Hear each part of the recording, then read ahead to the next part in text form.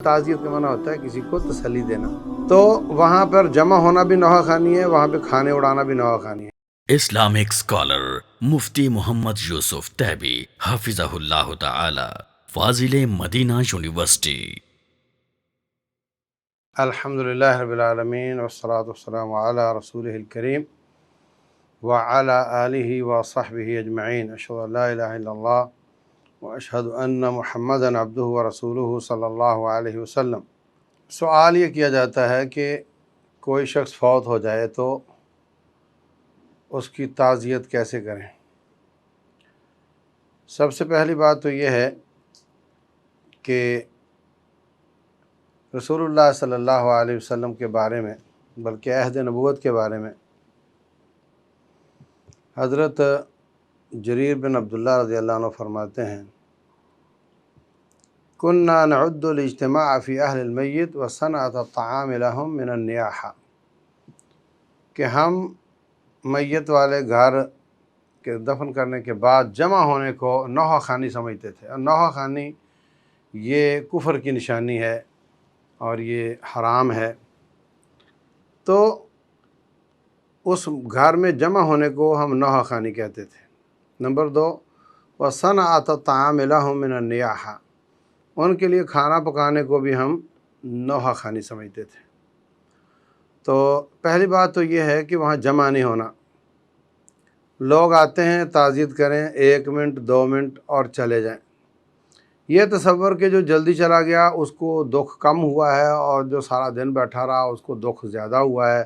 اور جو 3 بار آیا وہ زیادہ اچھا ہے، اور جو 1 بار آیا وہ اچھا نہیں ہے، یہ تصور ہمارا بنایا ہوا ہے۔ اسلام میں یہ تصور نہیں ہے۔ مدینہ طیبہ میں آج بھی ہم نے دیکھا، ادھر میت کو دفن کیا، قبرستان میں ہی میت کے گھر والے کھڑے ہو جاتے ہیں، لوگ آتے ہیں، ایک ایک کو ملتے ہیں، 10 سیکنڈ 20 سیکنڈ 10 سیکنڈ 20 سیکنڈ تعزیت کے کلمات، ان للہ ما اخذ ولہ ما اعطی وکل شیء عنده باجل مسمی، جو اللہ نے دے دیا وہ بھی اللہ کا، اور جو لے لیا وہ بھی اللہ کا، اور ہر چیز کا وقت مقرر ہے، اور ہمیں بھی جانا ہے، آپ صبر کرو، اللہ سے اجر کی امید رکھو۔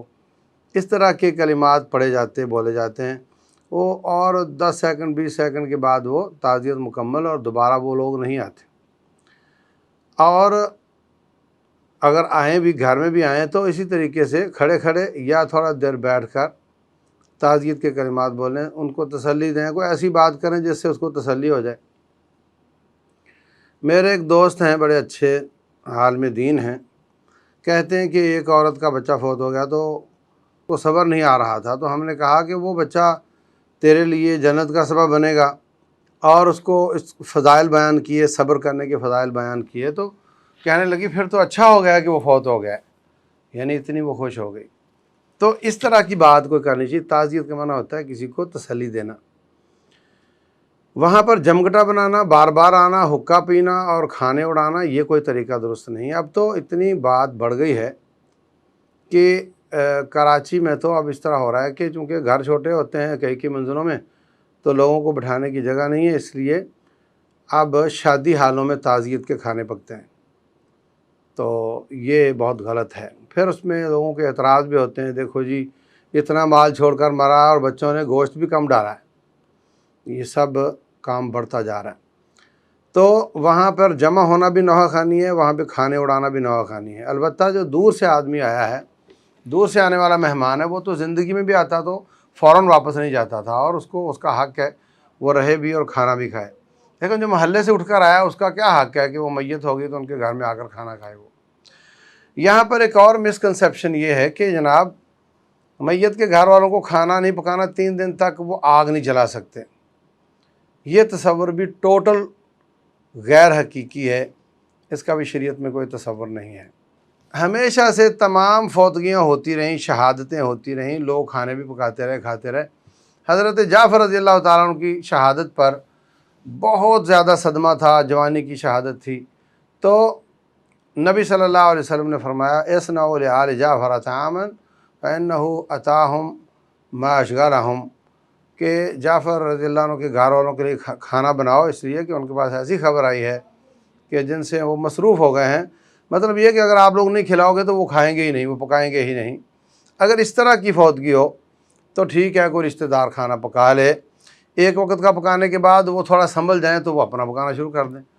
ایک دن کا پکانے کے بعد دوسرے دن اگر سنبھل جائیں تو اپنا پکانا شروع کر دیں۔ یہ تصور کہ نہیں 3 دن کوئی وہ آگ نہیں جلا سکتے، یہ غیر اسلامی تصور ہے۔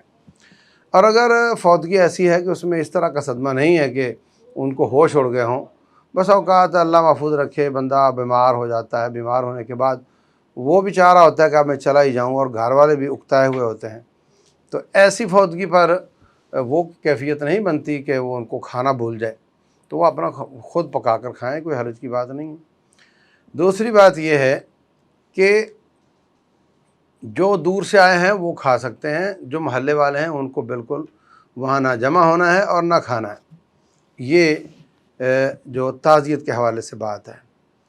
تعزیت کے کلمات بولیں اور چلے جائیں، وہاں بیٹھیں نہیں زیادہ دیر، تو وہ اگلا سوال ہی پیدا نہیں ہوتا جی بیٹھ کر کھانا ہے یا نہیں۔